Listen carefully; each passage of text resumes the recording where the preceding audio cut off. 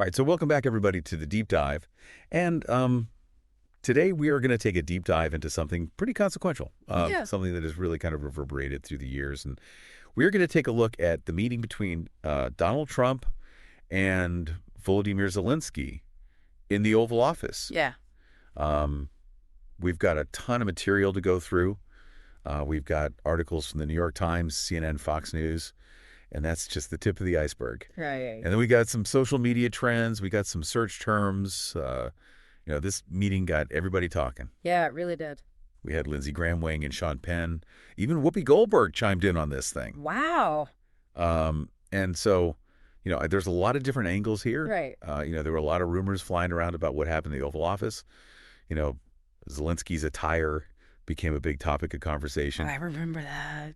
And there was even talk of a shouting match. So Yeah. we're going to try to unpack all of that today, figure out what really went down and why it matters. Yeah. And even all these years later. Absolutely. And I think it's important to remember this meeting didn't happen in a vacuum, right? Sure. Yeah. This was a really tense time in U.S.-Ukraine relations. Yeah. The conflict in eastern Ukraine was already underway, and Zelensky, this was his first visit to the White House as president of Ukraine. Yeah, he was looking for support. Exactly. He needed help against Russian aggression.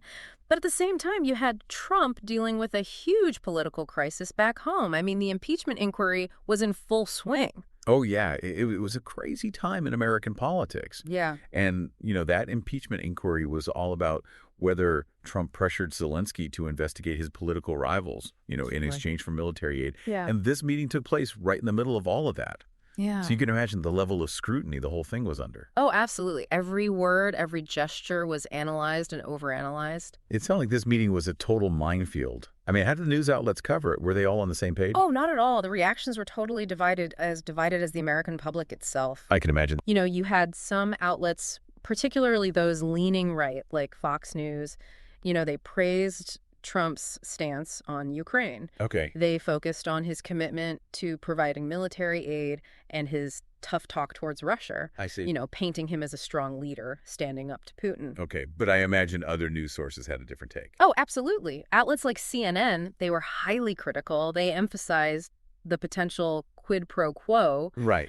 They suggested that Trump was more interested in using Zelensky for his own political gain than actually helping Ukraine. Right. They were concerned about the potential abuse of power. Exactly. And, they highlighted the pressure that Trump might have been putting on Zelensky. Wow. It's amazing how one meeting can be interpreted in such wildly different ways. It seems like everyone saw what they wanted to see. Right. That's the nature of politics, especially these days, with the media landscape being what it is.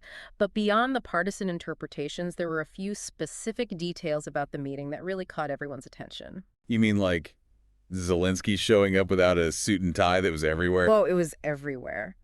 Zelensky's choice to dress casually for his Oval Office visit was seen by some, like Brett Baer, on Fox News as a breach of protocol. Right, a sign of disrespect. Yeah, exactly. But others saw it as a sign of Zelensky's down-to-earth style, a deliberate move to portray himself as different from the typical stuffy politician. Huh. So even something as simple as clothing can become a political statement. Oh, absolutely. It fed into these broader narratives that were already forming around the meeting.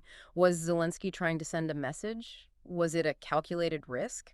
Yeah. It definitely gave everyone something to talk about. And then there were those whispers about a shouting match between Trump and Zelensky.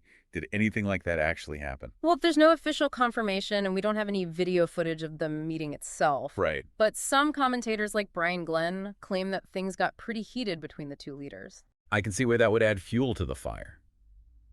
Trump already had a reputation for being unpredictable, and a shouting match would only reinforce that image. Exactly. These rumors, whether true or not, played into the existing narrative surrounding Trump's personality and leadership style, and they made people question what really went on behind closed doors during that meeting. So we've got this meeting with huge stakes, conflicting interpretations, and even rumors of a shouting match. What does it all mean? Why should we still care about this meeting years later? Well, I think this meeting became a flashpoint, a microcosm of the deep political divisions within the U.S. And the complexities of the U.S.-Ukraine relationship. It also raises some important questions about how events are shaped by individual personalities, political pressures, and media narratives. We see how these factors all came into play in this meeting. And when we consider what's happened since then, the escalation of the conflict in Ukraine, Mm. the ongoing tensions between the U.S. and Russia, it makes you wonder what role this meeting might have played in shaping the course of events. It's a question worth pondering. Could different choices, different words have led to a different outcome? It's impossible to say for sure, but it certainly makes you think, how much did this meeting contribute to the current situation in Ukraine? Yeah, it really makes you think about the butterfly effect and how even seemingly small events can have far-reaching consequences. Absolutely. And that's why it's so important to examine these moments in history, to try to understand the forces that shape our world. Absolutely. Well, that's all the time we have for today's deep dive, but it certainly gives us a lot to think about. It does. Thanks for joining us, and we'll see you next time. See you later. Bye. Oh. Today is your lucky day. Today is the day that our $3 website works for you, paying you directly to your PayPal daily. Imagine $3 ongoing continuous payments to your PayPal account. Imagine falling asleep and waking up to $300 in your PayPal account. How would this make you feel? How could this help you? What bills could you pay? What kind of fun could you have? What does that retirement look like now? All for a one-time payment of $3. This website is DFY done for you, fully built and completely hosted, and never stops collecting payments for you. You have spent $3 on coffee on a regular, but that coffee won't help you create multiple streams of income. Click the link below.